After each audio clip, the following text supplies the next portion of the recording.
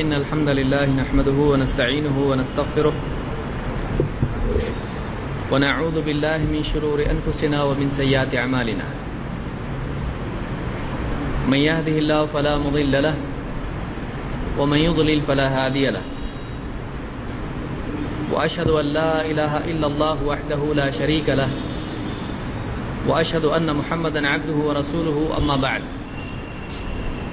فإن خير الحديث كتاب الله وخير الهدي هدي محمد صلى الله عليه وسلم وشر الأمور محدثاتها وكل محدثة بدعة وكل بدعة ضلالة وكل ضلالة في النار. قال سبحانه وتعالى ولله على الناس حج البيت من استطاع إليه سبيلا ومن كفر فإن الله غني عن العالمين. جیسا کہ ہم سب جانتے ہیں کہ حج کا موسم قریب ہے اور ساری دنیا سے مسلمان اپنے اپنے علاقوں کو چھوڑ کر اللہ کی خاطر اللہ کو راضی کرنے کے لیے اللہ کے گھر میں جمع ہوتے ہیں اور ہر سال حج کی عظیم الشان عبادت ادا کرتے ہیں. یہ ایک ایسی عبادت ہے جو دنیا میں مسلمانوں کے اتحاد کا ایک اظہار ہے اور اسی کے ساتھ اس عبادت میں ایک انسان کو موت اور قیامت کی یاد دلائی جاتی ہے.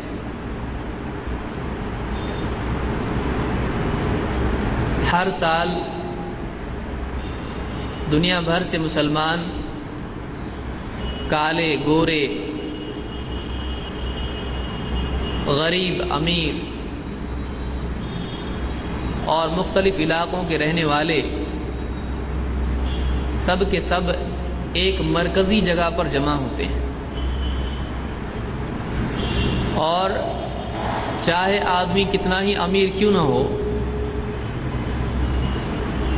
سب کے سب ایک لباس پہنتے ہیں اور ایک عالمی سطح پر دنیا کی مختلف قومیں اور الگ الگ رنگ و نسل کے لوگ ایک جگہ جمع ہوتے ہیں اور یہ عالمی اجتماع ہوتا ہے مسلمانوں کا اور سب کے اندر ایک احساس کہ ہم سب ایک امت ہیں، چاہے ہم کسی اور ملک کے رہنے والے ہوں، الگ الگ ممالک کے رہنے والے ہوں، چاہے رنگ کے اعتبار سے ہم ایک دوسرے سے الگ ہوں، زبانوں کے اعتبار سے الگ ہوں، مالی اعتبار سے ہر ایک کا لیول اور سٹیٹس ہر ایک کا مرتبہ الگ ہو، علمی اعتبار سے الگ الگ ہو، لیکن اس کے باوجود سارے مسلمان ایک جگہ جمع ہوتے ہیں، اللہ کے گھر میں جمع ہوتے ہیں اور ساری دنیا کو اس بات کا سبق دیتے ہیں کہ ہم سب ایک امت ہیں، چاہے ہم میں کتنی فرق کیوں نہ ہو. تو یہ ایک ایسی عبادت ہے جو ہر سال عالمی سطح پر مسلمانوں کو اتحاد کا سبق دیتی ہے اور یہ مسلمانوں کے ایک امت ہونے کو سارے عالم کے سامنے رکھتی ہے. ایک عجیب منظر ہوتا ہے، جو لوگ دیکھتے ہیں اس کو ان کو محسوس ہوتا ہے کہ سب ایک لباس میں ہیں، سارے کے سارے مسلمان اللہ کے گھر میں جمع ہو رہے ہیں. اور اسی کے ساتھ ساتھ یہ عبادت مسلمانوں کو حشر کا میدان یاد دلاتی ہے. حاجی کو یاد آتا ہے اگر وہ اس میں غور کرے کہ قیامت کے دن یہی میدان ہے عرفات کا جہاں سارے انسان جمع ہونے والے ہیں اور لوگوں سے ان کا محاسبہ ہوگا، ان کی زندگی کے بارے میں کہ زندگی بھر انہوں نے کیا عقیدے اختیار کیے، کیا عمل کیا، اس بارے میں ان سے پوچھ ہونے والی ہے، ان سے سوال ہونے والا ہے. تو جس طرح سے اپنی قبروں سے لوگ نکلیں گے اور دوڑے دوڑے آئیں گے، حشر کے میدان میں جمع ہوں گے، اسی طرح سے ایک آدمی اپنا سارا لباس چھوڑ کے احرام باندھتا ہے اور لبیک اللہم لبیک کہتا ہوا وہ اس میدان میں جمع ہوتا ہے۔ سارے عالم کے لوگ ایک مرکزی جگہ پر جمع ہوتے ہیں۔ یہ ہر مسلمان کو، ہر حاجی کو یاد دلایا جاتا ہے کہ ایک دن آنے والا ہے جس میں سارے لوگ اس میدان میں جمع ہونے والے ہیں، پھر ان سے ان کی زندگی کا حساب لیا جائے گا۔ یہ اللہ کی طرف رجوع ہونا، قیامت کے دن حشر میں سب کا لوٹنا، جمع ہونا، یہ اس کی عالمی سطح پر ہر سال یاد دہانی کرائی جاتی ہے۔ اس کے اور بھی بہت سارے معاشی اور معاشرتی پہلو ہیں اور بہت سارے فوائد حج کے ہیں، لیکن یہ دو بہت بڑی چیزیں ہیں جو روحانی سطح پر اور مسلمانوں کی معاشرتی سطح پر یا امت ہونے کی سطح پر مسلمانوں کے یہ دو بہت بڑے فائدے ہیں جو مسلمانوں کو حاصل ہوتے ہیں۔ تو بہرحال آج کے اس درس میں حج اور عمرہ، ان دو عبادات کے سلسلے میں کیا فضیلت ان دونوں عبادتوں کی ہے اور اس میں مختلف جو احکام اور ارکان ہیں ان کی اپنی اپنی کیا فضیلت حدیثوں میں آئی ہے، آج اسی سلسلے میں ہم کچھ گفتگو کریں گے۔ اللہ تعالیٰ فرماتا ہے وَلِلَّهِ عَلَى النَّاسِ حِجُّ الْبَيْتِ مَنِ اسْتَطَاعَ إِلَيْهِ سَبِيلًا، کہ لوگوں پر اللہ کے گھر کا حج کرنا فرض کر دیا گیا ہے ہر اس آدمی کے لیے جو اس کی استطاعت رکھتا ہے، اس کی کیپیسٹی رکھتا ہے۔ وَمَنْ كَفَرَ فَإِنَّ اللَّهَ غَنِيٌّ عَنِ الْعَالَمِينَ، لیکن اگر کوئی انکار کر دے، اگر حج کرنے سے یا اللہ کی بندگی سے انکار کر دے تو فَإِنَّ اللَّهَ غَنِيٌّ عَنِ الْعَالَمِينَ، تو اللہ تعالیٰ سارے عالمین سے مستغنی ہے، اللہ کو کسی کی ضرورت نہیں ہے۔ کوئی آدمی اگر یہ سمجھتا ہو کہ حج کرنے میں اللہ کا فائدہ ہے، اللہ کے دین پر کوئی احسان ہے، تو یہ اس کی جہالت ہے۔ بلکہ حج کرنے والا جو آدمی حج کرتا ہے یہ اپنا بھلا کرتا ہے، یہ اپنی دنیا اور آخرت کو صحیح کرتا ہے، اس لیے کہ حج میں دنیاوی فوائد بھی ہیں، معاشی اور مالی فوائد بھی ہیں، آخرت کے فوائد اپنی جگہ ہیں۔ تو جو آدمی حج کرتا ہے اگر وہ اس میں خرچ کر رہا ہے تو یہ اللہ پر احسان نہیں ہے۔ اگر وہ یہ کہے کہ میں حج نہیں کروں گا تو اس میں اللہ کا نقصان نہیں ہوگا، اور اگر حج کرتا ہے تو اللہ کا کوئی فائدہ نہیں ہے۔ اگر حج کرتا ہے تو اس کا اپنا فائدہ ہے، اور نہیں کرتا ہے تو یہ اس کا اپنا نقصان ہے۔ اسی لیے اللہ نے فرمایا کہ لوگوں پر اللہ کے گھر کا حج کرنا فرض کر دیا گیا ہے، اور اس آدمی پر فرض ہے جو اس کے راستے کی استطاعت رکھتا ہے۔ من استطاع الیہ سبیلا، استطاعت رکھنا اس اعتبار سے ہے کہ جانے آنے کا خرچ اس کے پاس موجود ہو، راستے میں سفر اس کے لیے ممکن ہو، خطرہ نہ ہو، وہ صحت مند ہو، بیمار نہ ہو، اتنا لاغر نہ ہو جائے کہ وہ سفر نہیں کر سکتا ہے۔ تو ایسا آدمی جو صحت مند ہو، مالدار ہو، اور اگر عورت ہے تو اس کے ساتھ اس کا محرم موجود ہو، اکیلی عورت سفر نہیں کر سکتی ہے۔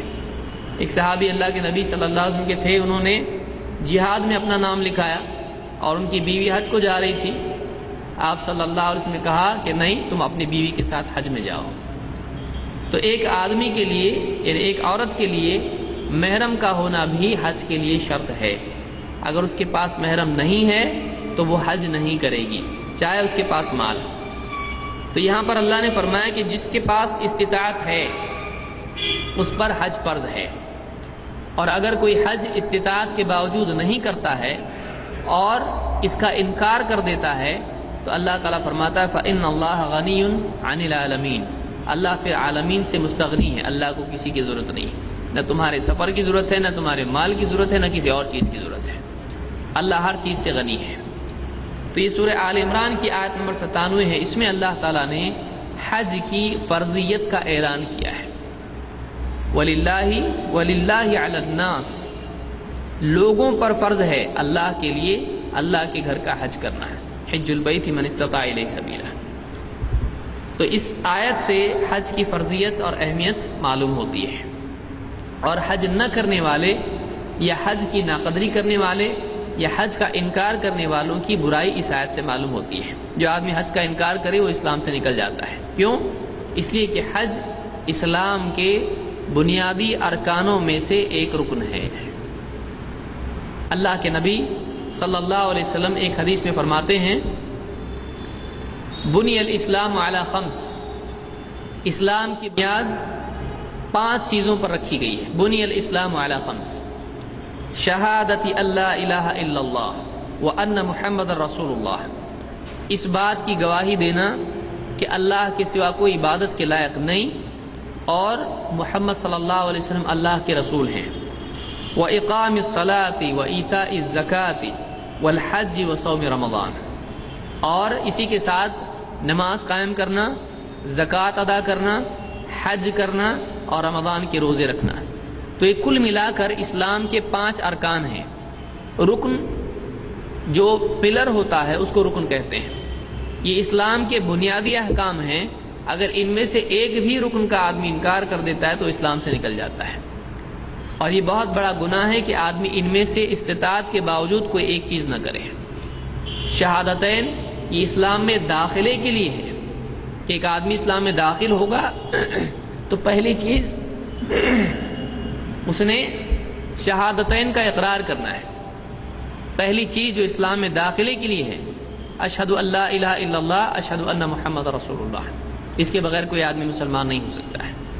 اور پھر اس کے بعد نماز ہے، زکوٰۃ ہے اگر مال ہے تو، اور اسی طرح سے اگر مال و استطاعت ہے تو حج ہے اور رمضان کے روزے ہیں۔ تو اسلام کے 5 بنیادی ارکان ہیں۔ یہ بخاری مسلم کی حدیث ہے۔ ایک حدیث میں عمر بن خطاب رضی اللہ عنہ فرماتے ہیں بینما نحن جلوس عند رسول اللہ صلی اللہ علیہ وسلم فی اناس، ہم اللہ کے رسول صلی اللہ علیہ وسلم کے ساتھ ایک مرتبہ مجلس میں بیٹھے ہوئے تھے، اذ جاء رجل لیس علیہ سحناء سفر ولیس من اہل البلد، ایک آدمی آیا اس پر سفر کا کوئی اثر نہیں تھا اور وہ اہل بلد میں سے بھی نہیں تھا، وہ مدنی نہیں تھا، مدینہ کا رہنے والا نہیں تھا، کئی باہر سے آیا تھا لیکن سفر کا کوئی اثر اس پر نہیں تھا۔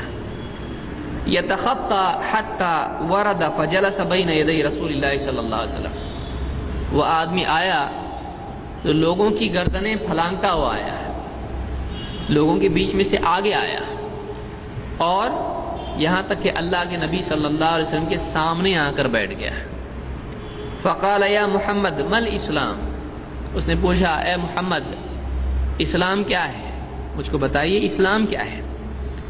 قال الاسلام ان تشهد ان لا الہ الا اللہ وان محمد رسول اللہ، آپ نے فرمایا اسلام یہ ہے کہ تو اس بات کی گواہی دے کہ اللہ کے سوا کوئی عبادت کے لائق نہیں اور محمد اللہ کے رسول ہیں، وان تقیم الصلاة وتؤتی الزکاة وتحج البیت وتعتمر، اور تو نماز قائم کرے اور زکوٰۃ ادا کرے، اللہ کے گھر کا حج کرے اور عمرہ کرے، وتغتسل من الجنابہ، اور تو جنابت کا غسل کرے۔ آدمی کو احترام ہو جائے یا بیوی سے صحبت کرے تو اس کے بعد جو حالت ہوتی ہے اس کو جنابت کہا جاتا ہے، تو جنابت کا غسل کرے، وتغتسل من الجنابہ وان تتم الوضوء وتصوم رمضان، اور تو اچھی طرح سے کامل وضو کرے اور رمضان کے روزے رکھے۔ قال فاذا فعلت ذلك انا فمسلم فاذا فعلت ذلك فانا مسلم، اس نے کہا اگر میں ایسا کر لوں تو کیا میں مسلمان ہوں، یعنی کیا اتنا کرنے سے میں مسلمان ہو جاؤں گا؟ قال نعم، آپ نے کہا ہاں تو مسلمان ہو جائے گا۔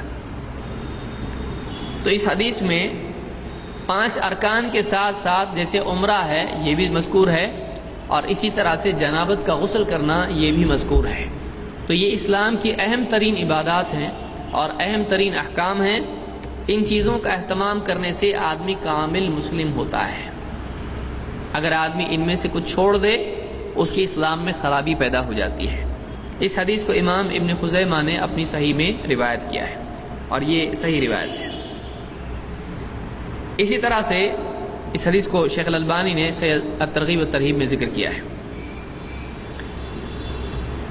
آئیے دیکھتے ہیں حج کے جو احکام ہیں، اعمال ہیں، ان کی کیا فضیلت ہے۔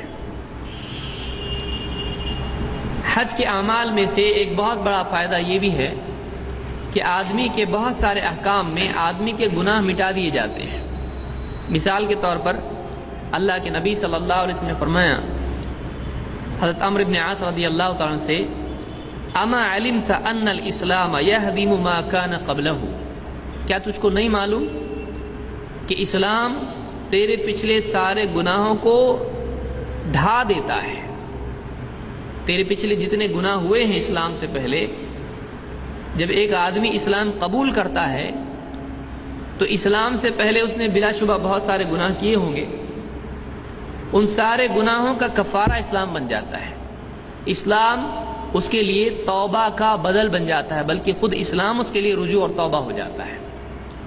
تو جب ایک آدمی اسلام قبول کرتا ہے تو اس کے فوائد میں سے ایک بہت بڑا فائدہ یہ ہوتا ہے کہ زندگی میں چاہے کتنے ہی گناہ کیے ہوں، زنا کیا ہو، چوری کیا ہو، جھوٹ بولا ہو، قتل کیا ہو، جو بھی گناہ کیے بڑے سے بڑے گناہ، اسلام قبول کرتے ہی وہ سارے گناہ مٹا دیے جاتے ہیں۔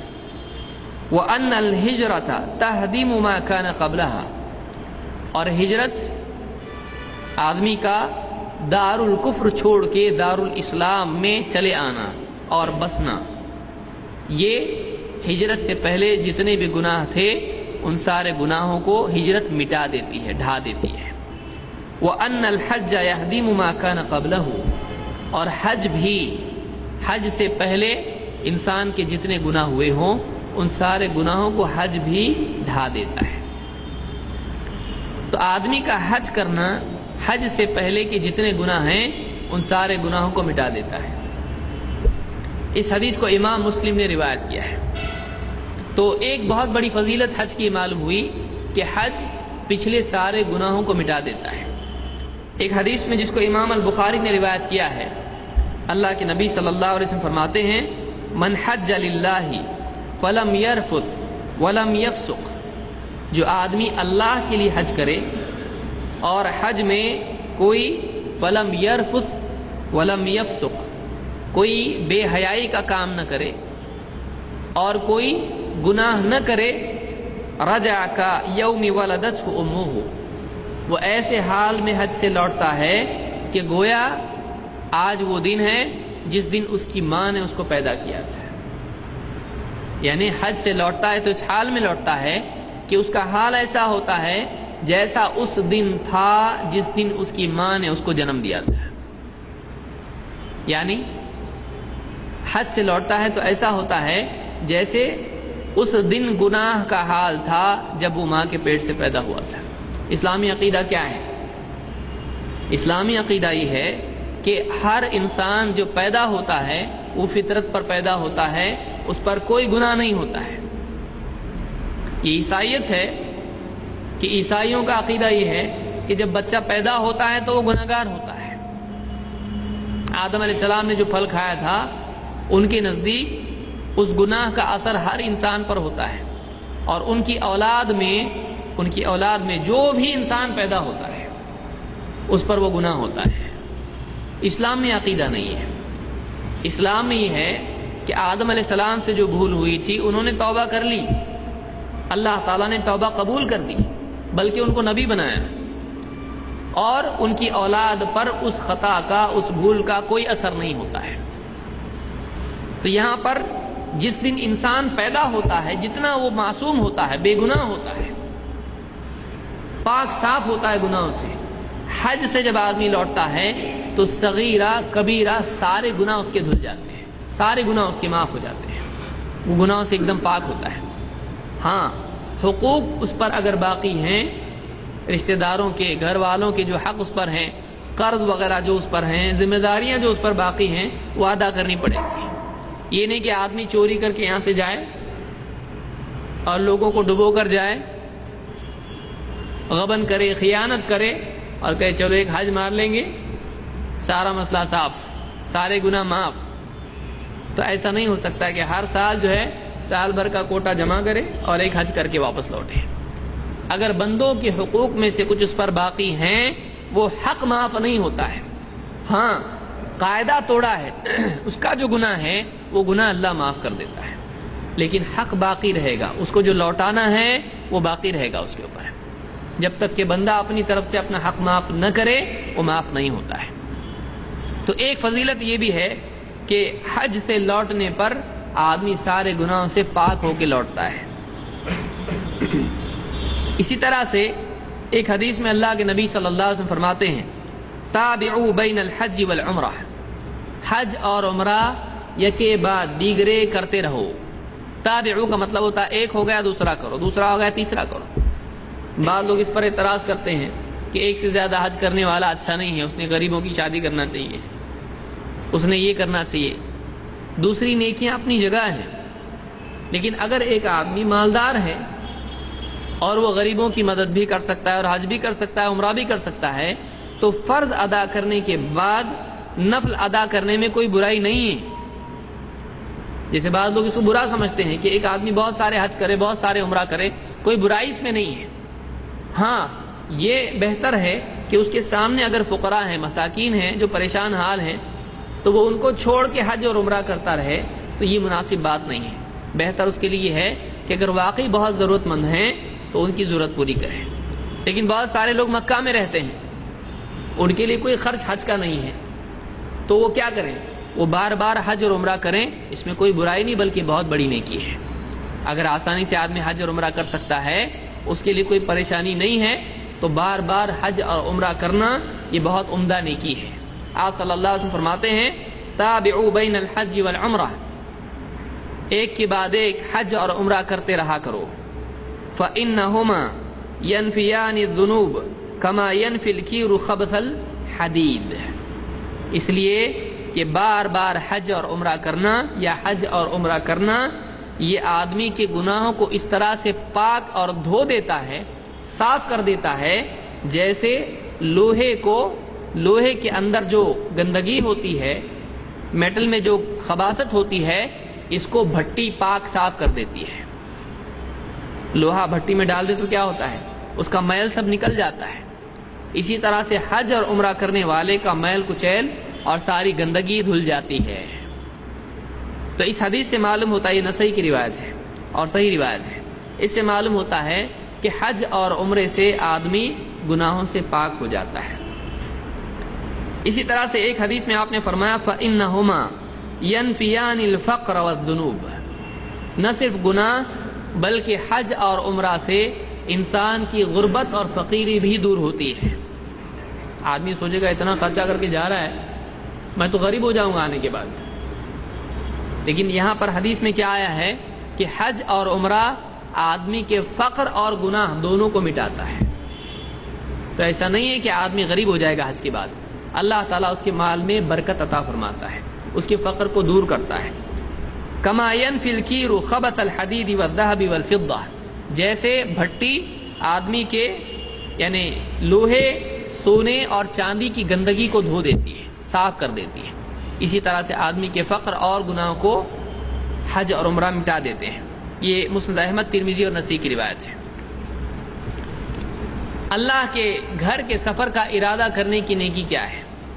اللہ کے نبی صلی اللہ علیہ وسلم فرماتے ہیں فَإِنَّ لَكَ مِنَ الْأَجْرِ اِذَا أَمَمْتَ الْبَيْتَ الْعَتِيقِ، جب تو اللہ کے گھر، وہ پرانا گھر جو ابراہیم علیہ السلام نے تعمیر کیا ہے، جب تو اللہ کے گھر کا ارادہ کرتا ہے، اس دور کے گھر کا ارادہ کرتا ہے، حج کا ارادہ کرتا ہے، أَلَا تَرْفَعْ قَدَمًا أَوْ تَضَعَهَا أَنْتَ وَدَابَّتُكَ، تو اور تیرا جانور، تیری سواری جب بھی ایک قدم رکھتی ہے، تو قدم رکھتا ہے یا اٹھاتا ہے، إِلَّا كُتِبَتْ لَكَ حَسَنَةً وَرُفِعَتْ لَكَ دَرَجَةً، یعنی حاجی جب اپنے گھر سے نکلتا ہے حج کے ارادے سے، چاہے وہ پیدل ہو یا سوار ہو، اگر پیدل ہے تو خود ایک قدم اٹھاتا ہے، رکھتا ہے، تو اس کے لیے ایک نیکی لکھی جاتی ہے اور ایک درجہ اس کا اونچا کیا جاتا ہے. ہر نیکی پر، ہر قدم پر ایک نیکی اور ایک درجہ اس کو ملتا ہے، ایک لیول وہ اونچا ہو جاتا ہے. جنت کے اعتبار سے، آخرت کے اعتبار سے اللہ کے قرب کے اعتبار سے ایک درجہ اوپر ہو جاتا ہے ہر قدم پر۔ آپ بتائیے کتنے قدم رکھتا ہے آدمی؟ جب آدمی وہاں حج میں ہو، وضو کر کے جا کے آنے میں کتنے قدم جاتے ہیں اس کے، اور کتنا ٹائم جاتا ہے اس میں۔ تو ایک ایک قدم پر ایک نیکی ملتی ہے اور ایک درجہ اس کا اونچا ہوتا ہے۔ اتنی بڑی عبادت ہے حج کی، آپ سوچئے۔ اور یہ نہ سوچے آدمی کہ میں تو ابھی سواری پر ہوں، میرا تو قدم ہی نہیں ہے، ایک ہی قدم سواری پر، اس کے بعد سواری بھاگ رہی ہے، پلین جا رہا ہے۔ آپ نے فرمایا کہ ایک ایک قدم چاہے وہ خود رکھے یا اس کی سواری، اس ہر قدم پر اس کو ایک نیکی ملتی ہے اور ایک درجہ اس کا اونچا ہوتا ہے۔ اس حدیث کو امام طبرانی نے اپنی کتاب الاوسط میں ذکر کیا ہے اور یہ حسن درجے کی روایت ہے۔ اسی طرح سے اللہ کے نبی صلی اللہ علیہ وسلم کے صحابی ہیں ابو ہریرہ رضی اللہ عنہ، کہتے ہیں سئل النبی صلی اللہ علیہ وسلم ای الاعمال افضل، آپ سے پوچھا گیا اعمال میں سب سے افضل عمل کون سا ہے؟ قال ایمان باللہ ورسولہ، آپ نے فرمایا اللہ اور اس کے رسول پر ایمان لانا یہ سب سے افضل عمل ہے۔ قیل ثم ماذا، آپ سے پوچھا گیا اس کے بعد اور کیا نیکی ہے؟ قال جہاد فی سبیل اللہ، اللہ کی راہ میں جہاد کرنا، اللہ کی راہ میں جہاد کرنا اس کے بعد ہے، ایمان کے بعد۔ قیل ثم ماذا، پھر پوچھا کسی نے اس کے بعد کیا نیکی ہے؟ قال حج مبرور، ایسا حج جو گناہوں سے پاک ہو اور اللہ کے ہاں مقبول ہو، حج مبرور۔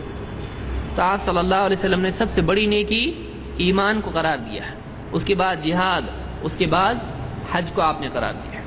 تو بڑی سے بڑی نیکیوں میں حج بھی ایک نیکی ہے، حج مبرور۔ اس کو امام البخاری اور مسلم دونوں نے روایت کیا ہے۔ اسی طرح سے ایک حدیث میں آپ فرماتے ہیں العمرۃ الی العمرہ کفارۃ لما بینہما من الذنوب والخطایا، ایک سے ایک عمرے کے بعد دوسرا عمرہ کرنا یہ آدمی کے گناہوں اور خطایا کے لیے، اس کی خطاؤں کے لیے کفارہ ہو جاتا ہے۔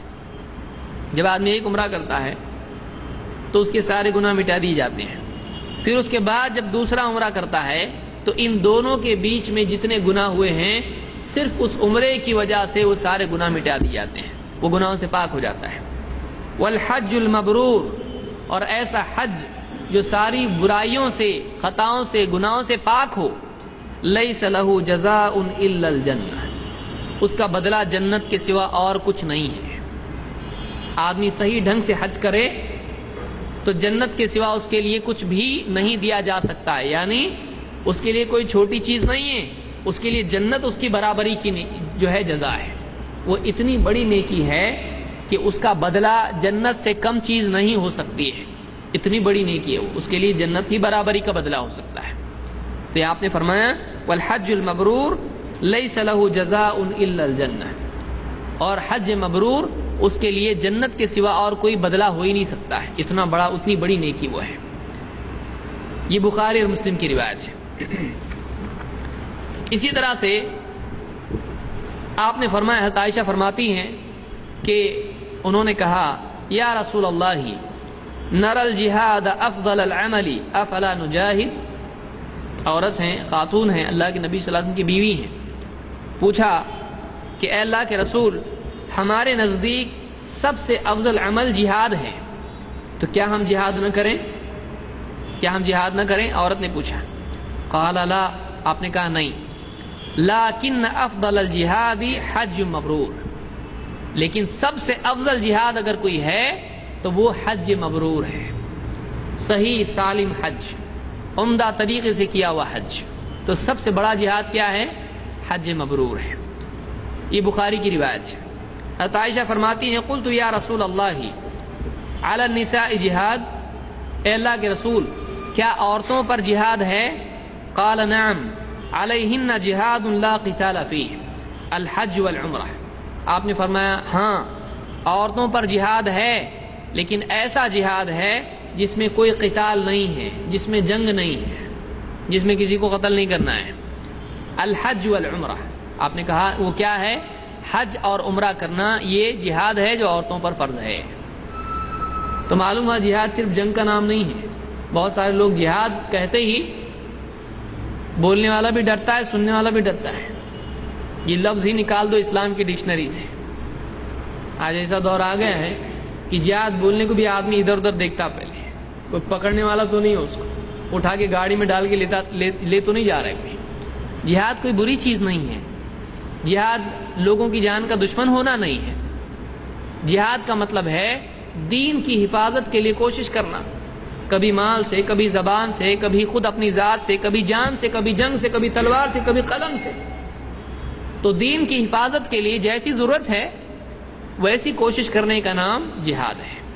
تو جہاد میں جنگ آتا ہے، ایسا نہیں کہ جہاد میں جنگ نہیں آتا ہے، لیکن جہاد صرف لڑنے کا نام نہیں ہے، جہاں جیسی ضرورت ہے وہاں ویسا کام کرنے کا نام جہاد ہے۔ ہاں، لوگوں کے لیے بم دھماکے کرنا یہاں وہاں جا کے اپنی مرضی سے، اس کا نام جہاد نہیں ہے، یہ حرام ہے۔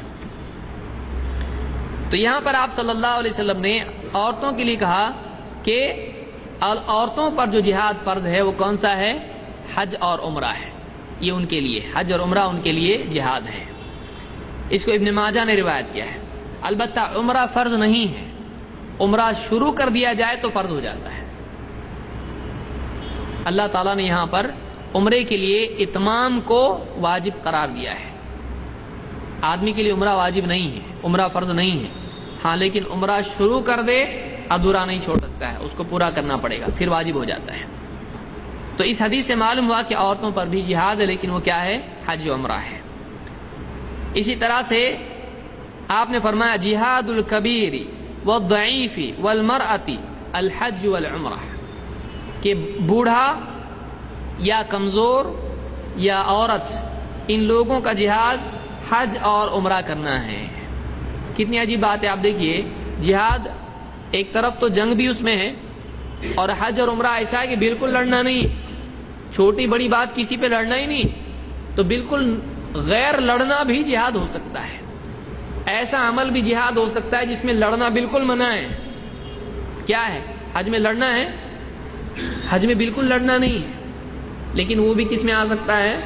جہاد میں۔ اتنی عجیب بات ہے، ایک دم نان وائلنس ایکٹیویٹی بھی جہاد ہو سکتی ہے۔ تو جہاد کا مطلب صرف لڑنا نہیں ہوتا ہے، اپنے آپ کو کنٹرول کرنا اور اسٹرگل کرنا کسی اچھے کاز میں، یہ جہاد کا لٹرل میننگ ہے۔ جہاد الکبیر والضعیف والمرأة الحج والعمرہ، کہ بوڑھے، کمزور اور عورت کا جہاد حج اور عمرہ ہے۔ اس کو امام النسائی نے روایت کیا ہے۔ اسی طرح سے حج کو جانے والے یا عمرہ کو جانے والے ان لوگوں کی فضیلت کیا ہے؟ اللہ کے رسول صلی اللہ علیہ وسلم فرماتے ہیں الغازی فی سبیل اللہ عز وجل والحاج والمعتمر وفد اللہ، کہ اللہ کی راہ میں جنگ میں جانے والا غازی، جنگ میں جانے والا ہے، والحاج والمعتمر، حج کرنے والا اور عمرہ کرنے والا، یہ جو لوگ ہیں یہ کیا ہیں؟ وفد اللہ، اللہ کی جماعت ہے، اللہ کا وفد ہے، ایسی جماعت ہے جن کو اللہ نے چنا ہے۔ دعاہم فاجابوا، اللہ نے ان کو پکارا، ان کو بلایا تو انہوں نے اللہ کی پکار پر لبیک کہا، اس کو قبول کیا۔ وسألوہ فاعطاہم، اور جب وہ اللہ سے مانگتے ہیں تو اللہ ان کو عطا کرتا ہے۔ یعنی یہ جو لوگ حج کے لیے جاتے ہیں یا عمرہ کے لیے جاتے ہیں تو یہ اللہ کا خصوصی گروہ ہیں، اللہ کی جماعت ہے، اللہ کے چنے ہوئے لوگ ہیں۔ ان کی فضیلت کیا ہے؟ ان کی وجہ کیا ہے؟ اللہ نے ان کو بلایا تو یہ گئے، تو اب اللہ پر ضروری ہے، اللہ نے اپنے لیے طے کیا ہے کہ جب یہ اللہ سے مانگیں گے تو اللہ ان کو ضرور دے گا۔ تو معلوم ہوا کہ حاجی اور معتمر، حج اور عمرہ کرنے والے کی دعا ضرور قبول ہوتی ہے۔ اللہ نے اپنے اوپر لازم کیا ہے کہ جب یہ اللہ سے کچھ مانگیں گے تو اللہ ضرور ان کو دے گا۔ تو اس حدیث سے یہ فضیلت معلوم ہوتی ہے کہ حاجی اور عمرہ کرنے والے کی دعا قبول ہوتی ہے۔ یہ ابن ماجہ اور ابن حبان کی روایت ہے۔ اسی طرح سے نسائی اور حاکم نے بھی اسی معنی میں روایت نقل کی ہے۔ حج کے موسم میں ذوالحجہ کے جو پہلے 10 دن ہوتے ہیں، 1 سے لے کر 10 تک، اس کی کیا فضیلت ہے؟ اللہ کے نبی صلی اللہ علیہ وسلم فرماتے ہیں افضل ایام الدنیا ایام العشر، دنیا کے جو دن ہوتے ہیں، سال بھر میں جو دن ہوتے ہیں، ان میں سب سے افضل دن ایام العشر ہیں۔ ایام العشر کون سے ہیں؟ ولیال عشر، یہ حج کے پہلے 10 دن ہوتے ہیں، حج کے موسم کے، ذوالحجہ کی 1 تاریخ سے لے کر 10 تک، عید تک، یہ 10 دن ایام العشر کہلاتے ہیں۔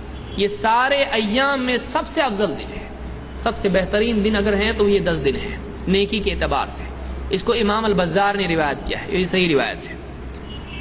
دارمی کے الفاظ ہیں مل عمل فی ایام افضل من العمل فی عشر ذی الحجہ۔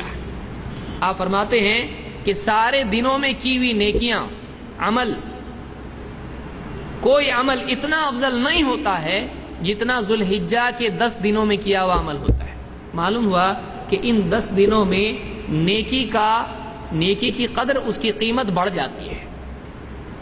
اگر آپ عام دنوں میں آپ نماز پڑھ رہے ہیں، عام دنوں میں ذکر کر رہے ہیں، عام دنوں میں تلاوت کر رہے ہیں، عام دنوں میں روزہ رکھ رہے ہیں، اس کی اپنی اہمیت ہے، لیکن یہ ساری نیکیاں اگر ایام العشر میں کی جائیں، 1 ذی الحجہ سے لے کر 10 تک، 10ویں کو روزہ نہیں رکھنا ہے، ان دنوں میں نیکیاں کی جائیں، یہ زیادہ افضل ہوتی ہیں، اس کا بھاؤ بڑھ جاتا ہے، جس کو ہم کہیں گے اس کی قیمت بڑھ جاتی ہے۔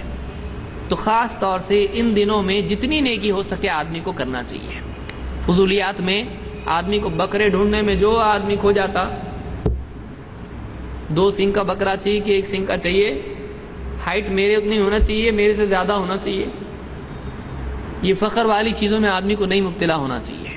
بہت سارے لوگ بڑے بکرے کیوں ڈھونڈتے ہیں؟ شیطان کا بکرا بننے کے لیے، تاکہ میرا نام ہو جائے، پورا وقت اس میں آدمی صرف کر دیتا ہے۔ یہ کوئی برائی نہیں ہے، لیکن آدمی سارا ٹائم روز جا رہا بازار میں، یہ بکرا پسند نہیں آ رہا، وہ پسند نہیں آ رہا، نہیں تھوڑا ایسا ہونا چاہیے، اپنے حساب سے ہونا چاہیے، میرے جیسا بکرا ہونا چاہیے۔ تو آدمی اپنا وقت صرف اس میں ضائع نہ کرے۔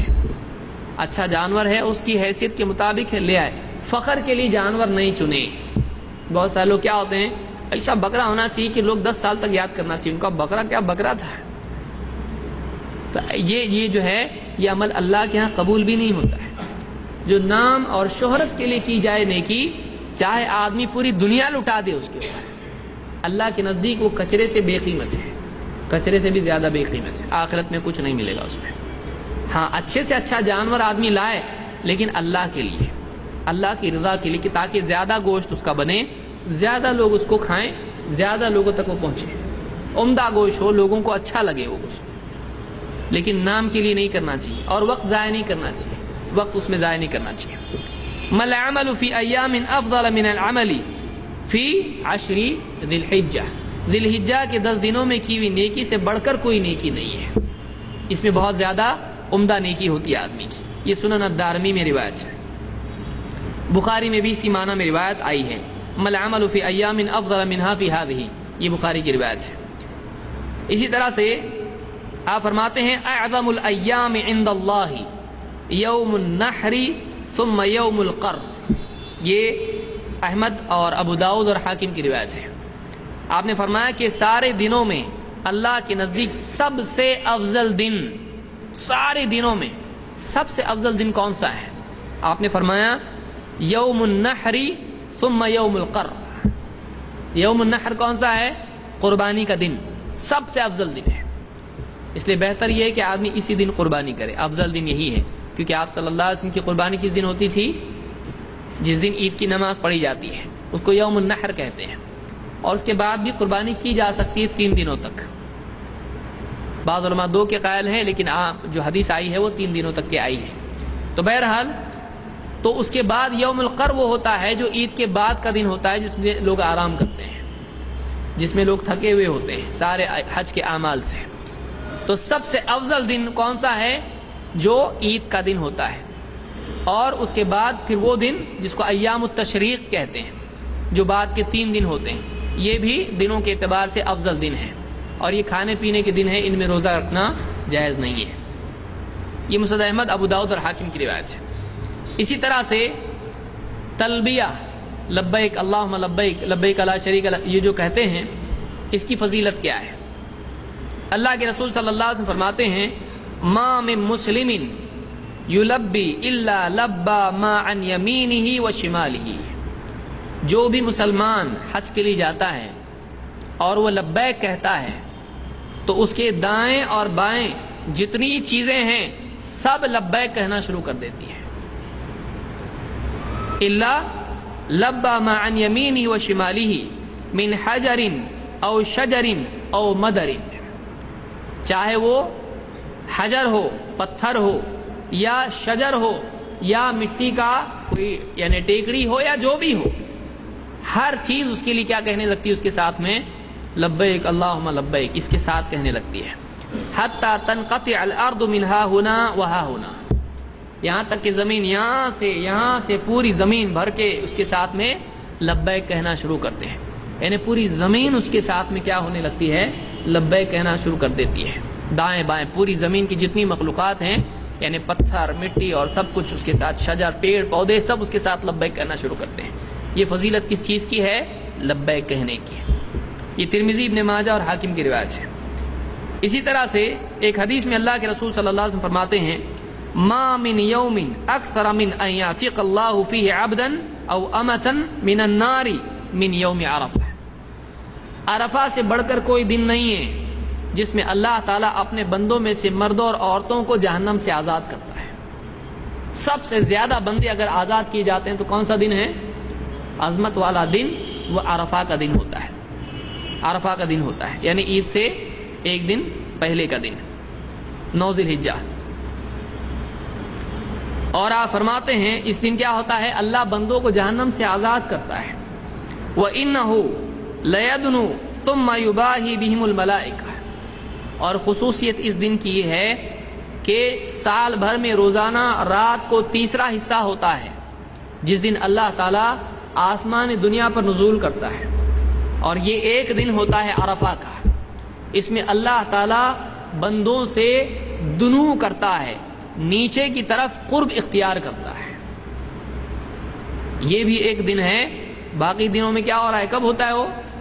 दिन में हो रहा है कि रात में? रात में। लेकिन ये एक दिन है। कौन सा दिन है? अरफा का दिन है, जब अल्लाह ताला बंदों से करीब होता है, नीचे आता है। अल्लाह जानता है कैसे, लेकिन बंदों से अल्लाह करीब होता है। कब? अरफा के दिन। और युबाही बिहिमुल मलाइका, और फरिश्तों के मुकाबले में इन बंदों पर फख्र करता है। फरिश्तों के सामने इन पर फख्र करता है, ये देखो ये मेरे बंदे हैं। फयक़ूल मादा अरादा हाउला, और उनसे कहता है देखो क्या चाहिए इनको, यानी इतना सब छोड़ छाड़ के क्यों आए? ये कुछ पैसा मिल रहा है यहाँ पे? क्या मिल रहा है इनको? कुछ भी नहीं, सिर्फ अल्लाह की रज़ा के लिए आए हैं। अपना लिबास छोड़ दिया, अपना घर छोड़ दिया, और मैदान में आके जमा है, यहाँ पर धूल मिट्टी में अटे हुए हैं, इतनी तकलीफ में हैं, लेकिन क्यों आए? ये मेरी खातिर आए। अल्लाह उन पर फख्र करता है, देखो मेरी खातिर सब छोड़ने वाले बंदे ये हैं, इन्होंने सब कुछ छोड़ा मेरी खातिर। तो अल्लाह ताला उन पर फख्र, किसी बंदे पर अल्लाह फख्र करे, मेरा बंदा, देखो ये बंदा। और किन के आगे फख्र कर रहा है? गुनाहगारों के सामने। ऐसे बंदे जो नूर के बने हुए हैं, जो कभी अल्लाह की नाफरमानी नहीं करते हैं, जो कभी अल्लाह के हुक्म के मुकाबले में अपनी ख्वाहिशात को तरजीह नहीं देते, उनकी ख्वाहिशात ही नहीं है। पाक नूर के बंदे जो हर आन अल्लाह की इबादत करते हैं, अल्लाह उनके आगे इन लोगों पर फख्र करता, देखो ये मेरे बंदे हैं। क्या चाहिए इनको? कुछ भी नहीं चाहिए। इनको क्या चाहिए? अल्लाह की रिज़ा चाहिए। अल्लाह से मांग रहे हैं, अल्लाह से दुआ करें, ये चाहिए जो मांग रहे हैं अल्लाह से। तो ये मुस्लिम की हदीस है, जिससे अरफात में जो लोग होते हैं उनकी फजीलत मालूम होती है। इसी तरह से अल्लाह के नबी सल्लल्लाहु अलैहि वसल्लम फरमाते हैं, खैरुद दुआ यौम अरफा, सबसे बेहतरीन दुआ वो है जो अरफा के दिन मांगी जाए। सबसे बेहतरीन दुआ कौन सी है? जो अरफा के दिन मांगी जाए। खैरुद दुआ यौम अरफा व खैरु मा कुल्तु अना वन नबिय्यून मिन क़ब्ली, और सबसे बेहतरीन बात वो है जो मैंने और मुझसे पहले नबियों ने कही है। क्या है वो सबसे बेहतरीन बात? ला इलाहा इल्लल्लाह वहदहु ला शरीक लह लहुल मुल्क व लहुल हम्द व हुवा अला कुल्लि शैइन क़दीर। सबसे बेहतरीन जुमला جو میں نے اور مجھ سے پہلے نبیوں نے کہا ہے، سب سے بہترین ذکر جو میں نے اور مجھ سے پہلے نبیوں نے کیا ہے وہ یہ ہے۔ کیا ہے؟ لا الہ الا اللہ، اللہ کے سوا کوئی عبادت کے لائق نہیں، وحدہ، وہ اکیلا ہے، ربوبیت میں بھی اور عبادت کے اعتبار سے بھی، اپنے اسماء میں بھی، اپنی صفات میں بھی، لا شریک لہ، اس کی کسی چیز میں کوئی اس کا شریک نہیں ہے، لہ الملک ولہ الحمد، ساری بادشاہی اسی کے لیے ہے، سب کچھ اسی کا ہے، وَلَهُ الْحَمْدُ، ساری تعریف کے لائق وہی ہے، وَهُوَ عَلَى كُلِّ شَيْءٍ قَدِيرٌ، اور وہ ہر چیز پر قادر ہے۔ سارے نبیوں نے جو بات کہی ان میں سب سے بہترین جملہ اگر کوئی ہے تو وہ یہ ہے، اس لیے بہت عمدہ ذکر ہے جو آدمی کر سکتا ہے۔ اور آپ نے یہاں پر کیا فرمایا؟ خیر الدعاء یوم عرفہ، سب سے بہترین دعا اگر کی جا سکتی ہے تو وہ عرفہ کے دن ہے۔ حاجی جو دعا کرتے ہیں اللہ کو بہت پسند ہوتی ہے وہ دعا، سب سے بہترین دعا عرفہ کے دن ہے۔ یہاں ہمارے یہاں کیا کرتے ہیں؟ عرفہ کے دن مٹھائی بناتے ہیں، آج عرفہ ہے، عرفہ وہاں ہے، یہاں کہاں سے ہے عرفہ؟ عرفہ ان لوگوں کے لیے ہے۔ یہاں بھی لوگ جو ہیں عرفہ مناتے ہیں اور عرفہ کے دن کیا کرتے ہیں؟ شام کے وقت میں مٹھائی اپنے گھر میں میٹھا بناتے ہیں، وہ اس کو دیتا ہے، وہ اس کو دیتا ہے۔ یہ کوئی سنت نہیں ہے، یہ بدعت ہے، اس کی کوئی دلیل ہمارے علم میں نہیں ہے۔ یہ ترمذی کی روایت تھی جو میں نے ذکر کی ہے۔ ابن عباس رضی اللہ عنہ فرماتے ہیں لما رجع النبی صلی اللہ علیہ وسلم من حجته قال لأم سنان الانصاریہ، جب اللہ کے رسول صلی اللہ علیہ وسلم اپنے حج سے لوٹے تو آپ نے ام سنان انصاریہ رضی اللہ تعالیٰ عنہ جو صحابیہ ہیں ان سے کہا ما منعک من الحج، تم کو حج سے کیا چیز رکاوٹ بن گئی، تم نے حج کیوں نہیں کیا، تم نے حج کیوں نہیں کیا؟ قالت ابو فلان تعنی زوجہا، انہوں نے کہا میرے شوہر کان لہ ناضحان، ان کے پاس بس 2 ہی اونٹنیاں تھیں، حج علی احدہما والآخر یسقی ارضا لنا، ایک تو اونٹنی وہ لے کے چلے گئے حج کو اور ایک ہی اونٹنی ہمارے پاس بچی تھی اور وہ بھی ہماری کھیتی کے کام کے لیے طے تھی، ہماری کھیتی میں کام آتی تھی، تو یعنی ہماری کھیتی میں پانی ڈالنے کے اعتبار سے وہ ایک اونٹنی ہمارے لیے ضروری تھی، اب کہاں سے جائیں گے، کیسے سفر کریں گے، تو ایک اونٹنی تو وہ لے گئے تھے، اس لیے میں نے بھی حج کیا نہیں کیا۔ قال فاذا كان رمضان اعتمری فيه، آپ نے فرمایا ٹھیک ہے، آپ کے اگر رمضان آئے، آپ کے جب رمضان آئے اس رمضان میں تم عمرہ کرنا، کیوں؟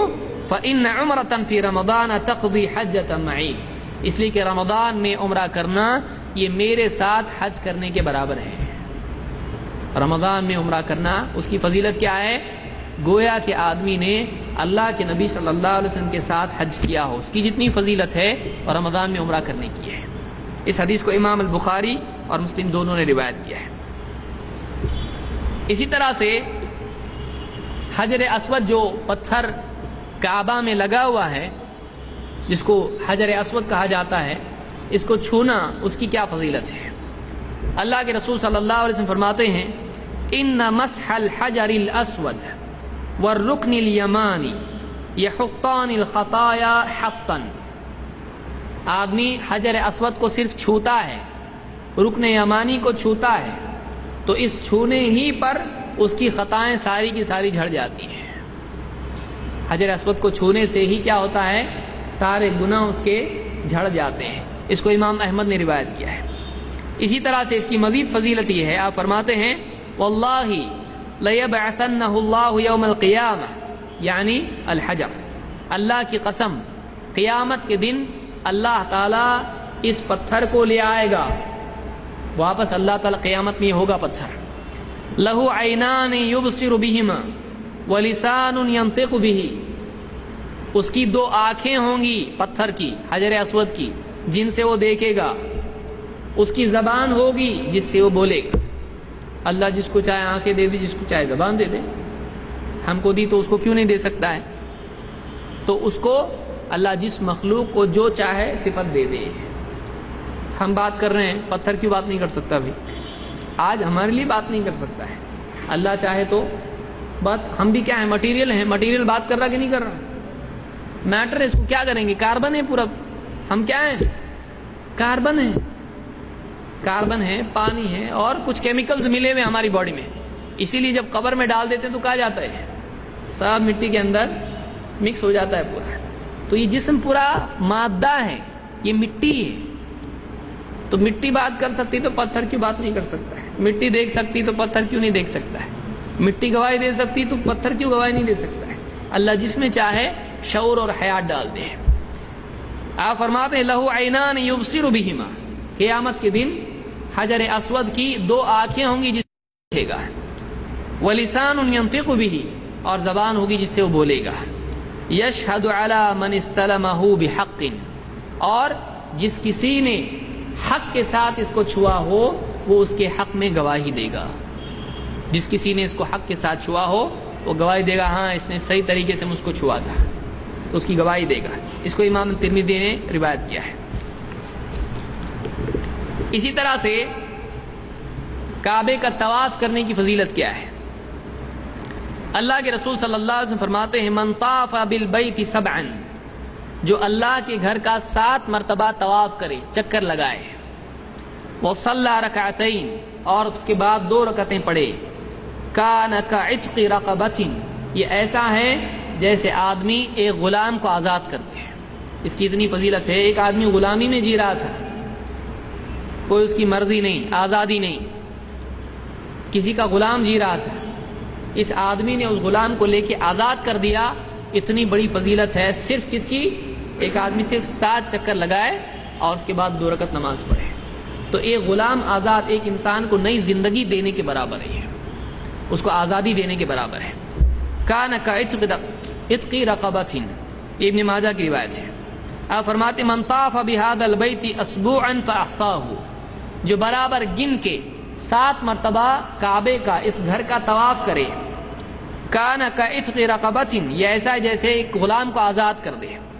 لا يدع قدما ولا يرفع اخرى، ایک قدم رکھتا ہے ایک اٹھاتا ہے، الا حط اللہ عنہ به خطیئۃ وكتب له بها حسنہ، ایک گناہ اس کا اللہ معاف کرتا ہے اور ایک نیکی اللہ اس کے لیے لکھتا ہے. ہر قدم پر ایک گناہ معاف اور ایک نیکی اس کو ملتی ہے. کیا نیکی لاتا ہوگا حاج ہے، آپ سوچئے. یہاں سے نکلا ہے کہ قدم پہ ایک درجہ بڑھ رہا ہے، ایک نیکی مل رہی ہے. پھر ایک قدم اٹھاتا ہے، گناہ معاف، ایک نیکی لکھی جا رہی. کتنا چلتا ہے وہ، چل چل کے تھک جاتا وہاں پہ، اتنی ساری نیکیاں وہ جماتا ہے وہاں پہ.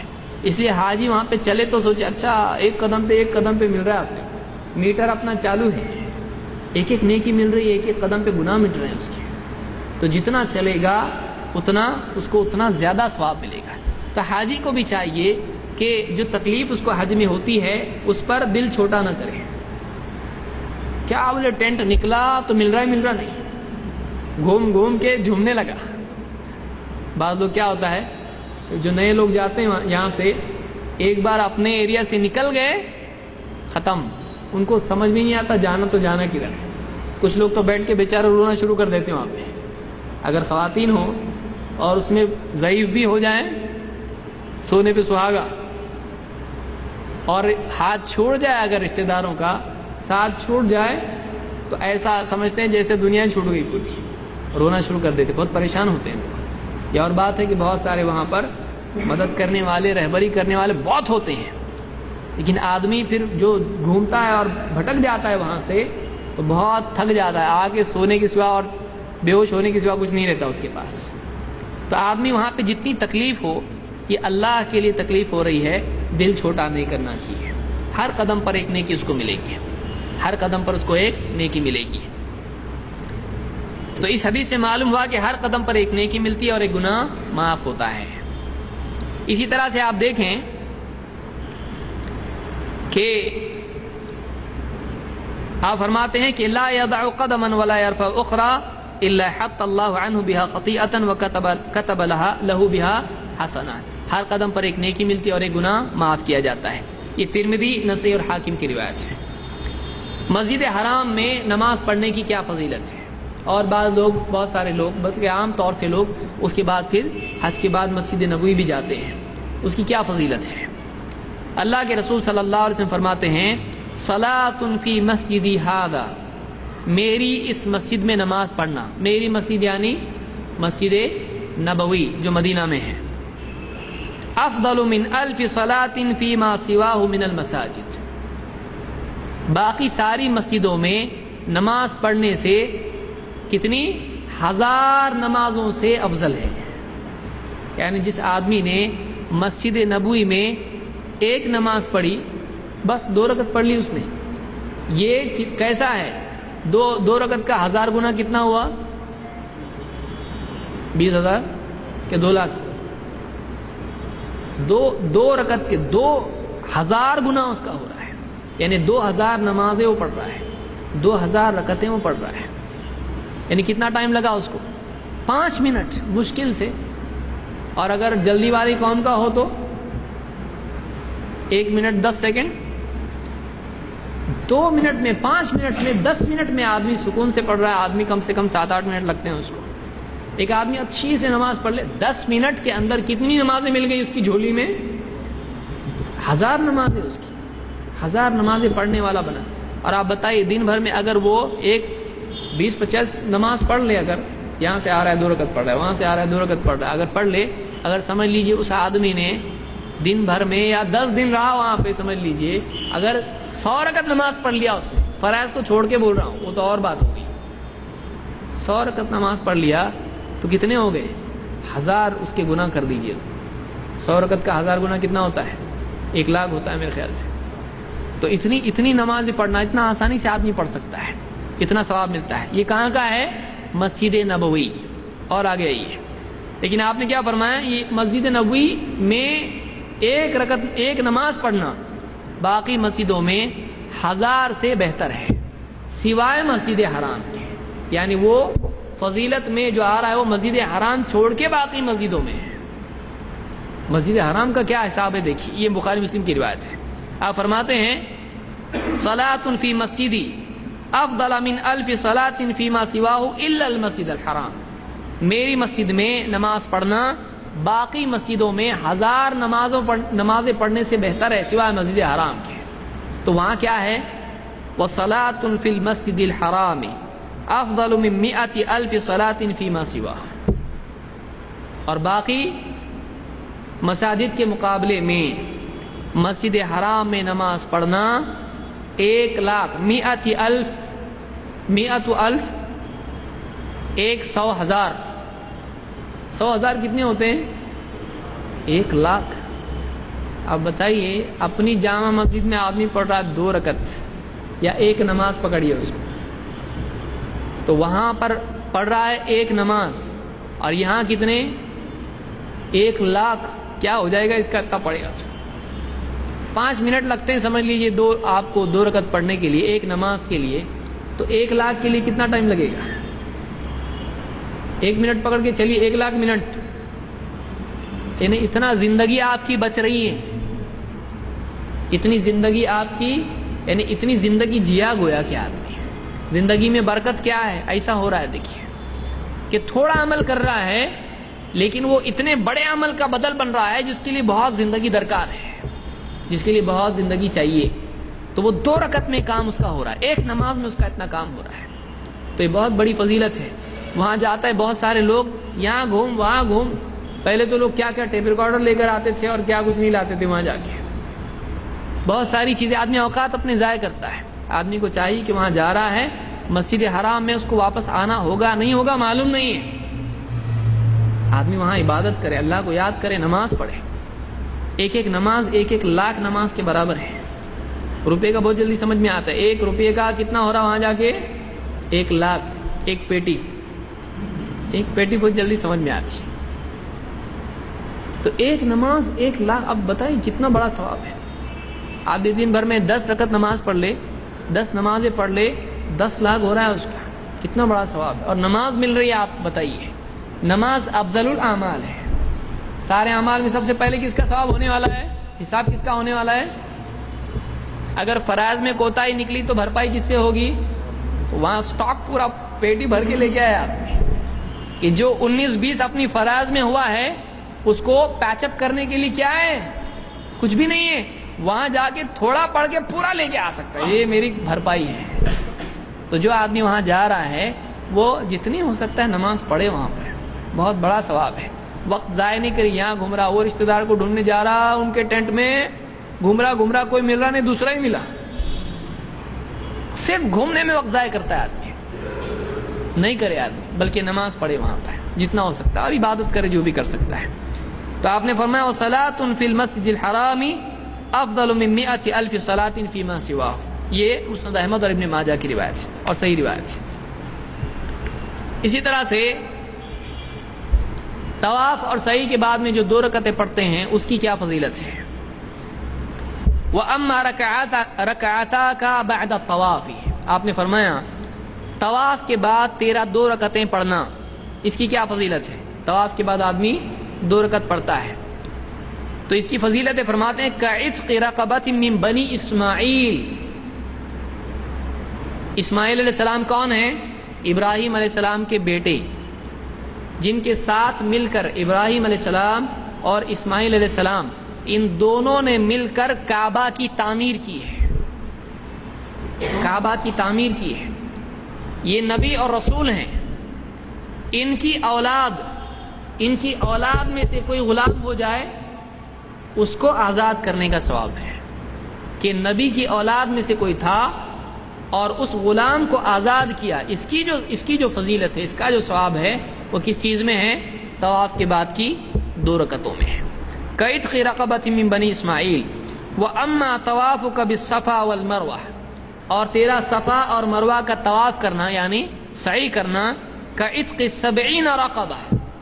اس کا ثواب اتنا زیادہ ہے کہ گویا کہ تو نے کیا کیا؟ 70 غلام آزاد کیے. صفا اور مروہ کی سعی کرنا، اس کی فضیلت کیا ہے؟ 70 غلام آزاد کرنے کے برابر ہے. اتنی بڑی فضیلت ہے. اس کو امام طبرانی اور بزار نے روایت کیا، ابن حبان میں بھی روایت موجود ہے. صحیح ترغیب میں شیخ الالبانی نے اس کو ذکر کیا ہے. یہ حسن روایت ہے. تو یہ فضیلت کس کی ہے؟ طواف کے بعد کی 2 رکعتیں اور صفا اور مروہ کی سعی. اسی طرح سے آپ فرماتے ہیں وَأَمَّا وُقُوفُكَ عَشِيَّةَ عَرَفَةٍ. عرفہ کی شام کو تیرا وقوف کرنا فَإِنَّ اللَّهَ تَبَارَكَ وَتَعَالَى يَهْبِطُ إِلَى سَمَاءِ الدُّنْيَا. اللہ تعالیٰ آسمان دنیا کی طرف نزول کرتا ہے. فَيُبَاهِي بِكُمُ الْمَلَائِكَةِ. اور تم پر یعنی حاجیوں پر اللہ تعالیٰ فخر کرتا ہے فرشتوں کے مقابلے میں. یقول عبادی جاؤنی شعثا من کل فج عمیق. کہ یہ میرے بندے ہیں بکھرے بالوں والے، کیونکہ آدمی سر کو ڈھانپتا ہے حج میں، سر کھلا رکھتا ہے، بال پورے بکھرے ہیں، دھول میں اٹے ہوئے ہیں. یہ بکھرے بالوں والا میرا بندہ، یہ دیکھو میرے بندے ہیں، یہ دور دراز کی گھاٹیاں پار کر کے آئے ہیں. یرجون رحمتی. وہ صرف اور صرف میری رحمت کی امید لگائے ہوئے ہیں. فَلَوْ كَانَتْ ذُنُوبُكُمْ كَعَدَدِ الرَّمْلِ. اگر تمہارے گناہ ریگستانوں میں ریت کے جتنے کنکر ہیں، ریت کے جتنے کنکر ہیں اتنے اگر تمہارے گناہ ہو جاتے، او كَقَطْرِ الْمَطَرِ.